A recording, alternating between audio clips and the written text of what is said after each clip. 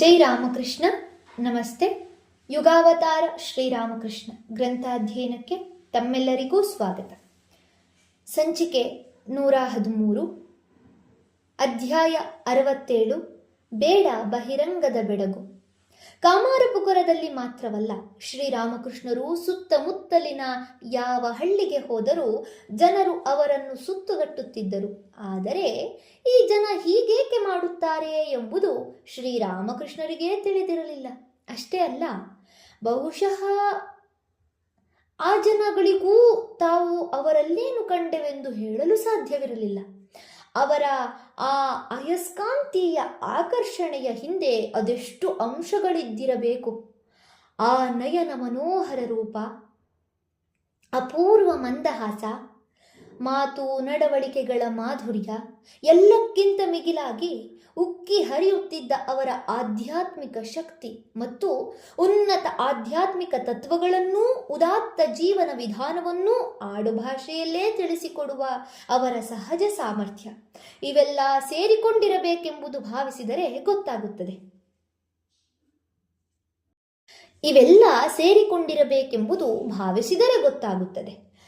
ಮೊಟ್ಟ ಮೊದಲು ಜನರನ್ನು ಅವರೆಡೆಗೆ ಸೆಳೆಯುತ್ತಿದ್ದ ಅಂಶವೆಂದರೆ ಅವರ ಬಾಹ್ಯರೂಪವೇ ಎನ್ನದೆ ವಿಧಿಯಿಲ್ಲ. ಏಕೆಂದರೆ ನಿಜಕ್ಕೂ ಅದು ಅಷ್ಟು ಅಲೌಕಿಕವಾಗಿತ್ತು. ನಾವಿಂದು ಕಾಣುವ ಶ್ರೀರಾಮಕೃಷ್ಣರ ಭಾವಚಿತ್ರವು ಅಂದಿನ ಅವರ ರೂಪದ ಛಾಯೆ ಮಾತ್ರವೇ. ಸಾಧನಾ ಕಾಲದ ಉತ್ತರ ಭಾಗದಲ್ಲಿ ಅವರ ರೂಪವು ಉಕ್ಕಿ ಚೆಲ್ಲುವಂತಿತ್ತು. ಅಂಥ ಚೆಲುವು, ಅಂಥ ಕಾಂತಿ. ಭಾವಭರಿತರಾದಾಗ ಆ ಕಾಂತಿಯು ಮತ್ತಷ್ಟು ಉಜ್ವಲವಾಗುತ್ತಿತ್ತು. ದೇಹದಿಂದ ಒಂದು ಪ್ರಭೆ ಹೊರಹೊಮ್ಮುತ್ತಿತ್ತು. ಅವರು ತಮ್ಮ ತೋಳಿನಲ್ಲಿ ಧರಿಸುತ್ತಿದ್ದ ಬಂಗಾರದ ಇಷ್ಟ ಕವಚದ ವರ್ಣವೂ ಅವರ ದೇಹ ವರ್ಣವೂ ಬಹಳ ಸೊಗಸಾಗಿ ಒಂದರೊಂದಿಗೊಂದು ಹೊಂದಿಕೆಯಾಗುತ್ತಿದ್ದವು ಎಂದು ಶ್ರೀಮಾತೆ ಶಾರದಾದೇವಿಯವರು ಮುಂದೆ ಹೇಳುತ್ತಿದ್ದರು. ಅಲ್ಲದೆ ಶ್ರೀರಾಮಕೃಷ್ಣರೇ ಹೇಳುತ್ತಿದ್ದರು, ಆ ಕಾಲದಲ್ಲಿ ಈ ಶರೀರದ ರೂಪ ಅದೆಷ್ಟು ಮನೋಹರವಾಗಿತ್ತೆಂದರೆ ಜನರು ಇದನ್ನು ಎವೆಯಿಕ್ಕದೆ ನೋಡುತ್ತಾ ನಿಲ್ಲುತ್ತಿದ್ದರು. ಮುಖವೂ ಎದೆಯೂ ಕೆಂಪೇರಿರುತ್ತಿದ್ದವು. ದೇಹದಿಂದ ಒಂದು ಜ್ಯೋತಿ ಹೊರಸೂಸುತ್ತಿರುವಂತೆ ತೋರುತ್ತಿತ್ತು. ಜನರು ಹಾಗೆ ನೆಟ್ಟ ನೋಟದಿಂದ ನೋಡುತ್ತಾರಲ್ಲ ಎಂದು ನಾನು ಒಂದು ದಪ್ಪವಾದ ಅಂಗವಸ್ತ್ರವನ್ನು ಮೈ ಮೇಲೆ ಸದಾ ಹೊದ್ದುಕೊಳ್ಳುತ್ತಿದ್ದೆ. ಈ ಸಂದರ್ಭದಲ್ಲಿ ಶ್ರೀರಾಮಕೃಷ್ಣರ ಜೀವನದ ಮತ್ತೊಂದು ಘಟನೆಯನ್ನು ಉಲ್ಲೇಖಿಸಬಹುದಾಗಿದೆ. ಆಗ ಅವರು ಪ್ರತಿ ವರ್ಷವೂ ಮಳೆಗಾಲದಲ್ಲಿ 3-4 ತಿಂಗಳನ್ನ ಕಳೆಯಲು ತಮ್ಮ ಸ್ವಗ್ರಾಮಕ್ಕೆ ಬರಲಾರಂಭಿಸಿದ್ದರು. ಮಧ್ಯೆ ಮಧ್ಯೆ ಹೃದಯನ ಊರಾದ ಸಿಹೋರಿಗೂ ಹಾಗೆಯೇ ಜಯರಾಂಬಾಟಿಗೂ ಹೋಗುತ್ತಿದ್ದರು.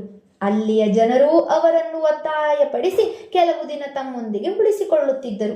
ಹೀಗೆಯೇ ಒಮ್ಮೆ ಶ್ರೀರಾಮಕೃಷ್ಣರು ಕಾಮಾರಪುಕುರದಿಂದ ಜಯರಾಂಬಾಟಿಗೂ ಸಿಹೋರಿಗೂ ಹೋಗಲು ಸಿದ್ಧರಾಗಿದ್ದಾರೆ. ಜೊತೆಯಲ್ಲಿ ಹೃದಯನಿದ್ದೇ ಇದ್ದಾನೆ. ಯಾವಾಗಲೂ ಭಾವ ಸಮಾಧಿಯಲ್ಲಿರುತ್ತಿದ್ದುದರಿಂದ ಅವರ ಶರೀರವು ಮಕ್ಕಳ ಶರೀರದಂತೆ ಸುಕೋಮಲವಾಗಿ ಹೋಗಿದ್ದು, ಸ್ವಲ್ಪವೇ ದೂರ ಹೋಗಬೇಕಾದರೂ ಗಾಡಿಯಲ್ಲೋ ಪಲ್ಲಕ್ಕಿಯಲ್ಲೋ ಹೋಗಬೇಕಾಗಿತ್ತು. ಆದ್ದರಿಂದ ಪಲ್ಲಕ್ಕಿಯನ್ನು ತಂದಿರಿಸಲಾಗಿದೆ. ಶ್ರೀರಾಮಕೃಷ್ಣರು ಊಟ ಮಾಡಿ ಎಲೆಯಡಿಕೆ ಜಗಿಯುತ್ತಾ ಕೆಂಪು ರೇಷ್ಮೆ ಬಟ್ಟೆಯನ್ನುಟ್ಟು ಹೊರಬಂದರು. ನೋಡುತ್ತಾರೆ, ಪಲ್ಲಕ್ಕಿಯ ಸುತ್ತಮುತ್ತೆಲ್ಲ ಜನ. ಶ್ರೀರಾಮಕೃಷ್ಣರು ಅಚ್ಚರಿಯಿಂದ ಕೇಳಿದರು, ಹೃದು, ಇದೇನು ಇಷ್ಟೊಂದು ಜನ ಸೇರಿದ್ದಾರಲ್ಲ, ಏನು ಸಮಾಚಾರ? ಹೃದಯ, ಮತ್ತಿನ್ನೇನು, ನೀನು ಅಲ್ಲಿಗೆ ಹೋಗುತ್ತೀಯಲ್ಲ, ಇನ್ನು ಕೆಲವು ದಿನ ಇವರಿಗೆ ನೀನು ಕಾಣಸಿಗುವುದಿಲ್ಲ. ಆದ್ದರಿಂದಲೇ ನಿನ್ನನ್ನು ನೋಡೋಣವೆಂದು ಬಂದಿದ್ದಾರೆ. ಶ್ರೀರಾಮಕೃಷ್ಣರು, ಇವರೆಲ್ಲ ನನ್ನನ್ನು ಪ್ರತಿದಿನವೂ ನೋಡುತ್ತಲೇ ಇದ್ದಾರಲ್ಲ, ಪುನಃ ಹೊಸದಾಗಿ ನೋಡುತ್ತಾ ನಿಲ್ಲುವುದಕ್ಕೇನಿದೆ?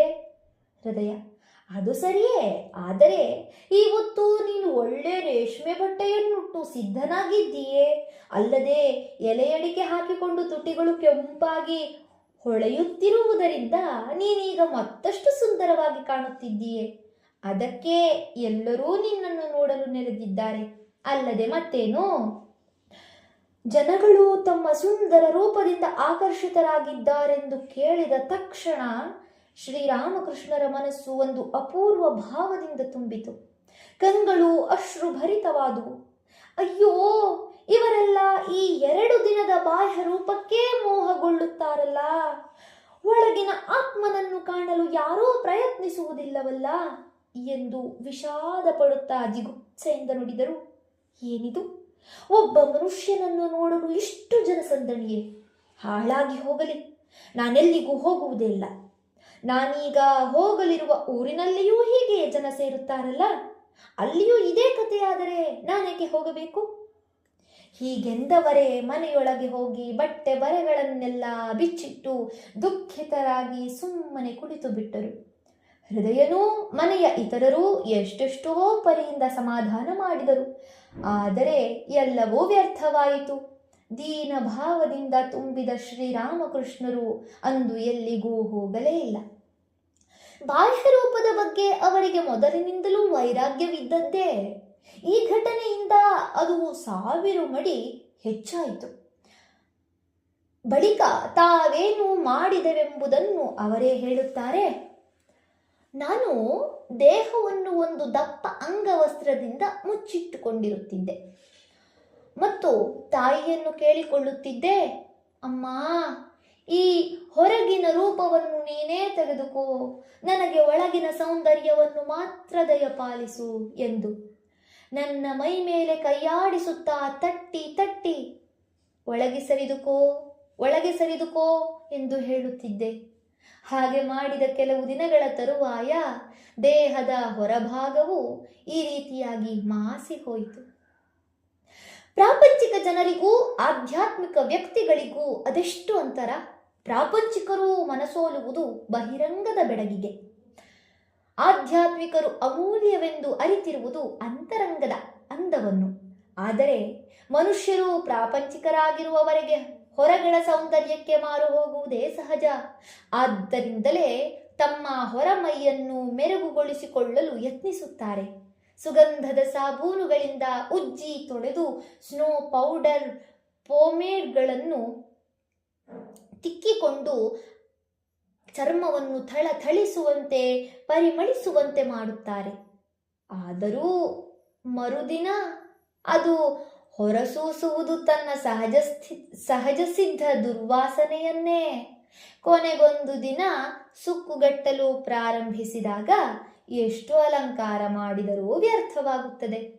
ಆದರೂ ಈ ಮನುಷ್ಯ ತನ್ನ ಚರ್ಮಕ್ಕೆ ಯೌವನ ಭರಿಸುವ ಸಾಹಸದಲ್ಲಿಯೇ ನಿರತನಾಗಿರುತ್ತಾನೆ. ಹೀಗೆಯೇ ಹಲವು ಜನ್ಮಗಳು ಕಳೆದ ಮೇಲೆ ತನ್ನ ಪ್ರಯತ್ನದ ವ್ಯರ್ಥತೆಯನ್ನು ಮನಗಂಡು ಅಂತರಂಗದತ್ತ ಪಯಣಿಸಲು ಅನುವಾಗುತ್ತಾನೆ. ಶ್ರೀರಾಮಕೃಷ್ಣರು ಈ ಅಂತರಂಗದ ಅಂದವನ್ನೂ ಆನಂದವನ್ನೂ ಅನುಭವಿಸಿ ಅದನ್ನೇ ಇತರರಿಗೆ ತಿಳಿಯ ಹೇಳಲು ಬಂದವರು. ಧನ್ಯವಾದಗಳು. ಇಂದಿಗೆ ಅಧ್ಯಾಯ 67 ಸಂಪೂರ್ಣವಾಯಿತು. ಮುಂದಿನ ಸಂಚಿಕೆಯಲ್ಲಿ ಹೊಸ ಅಧ್ಯಾಯವನ್ನು ಪ್ರಾರಂಭಿಸೋಣ. ಓಂ ಶಾಂತಿ ಶಾಂತಿ ಶಾಂತಿ. ಹರಿ ಓಂ ತತ್ಸತ್. ಶ್ರೀರಾಮಕೃಷ್ಣಾರ್ಪಣಮಸ್ತು. ಸರ್ವೇ ಜನ ಸುಖಿನೋ ಭವಂತು. ಜೈ ಶ್ರೀಮಾತಾ.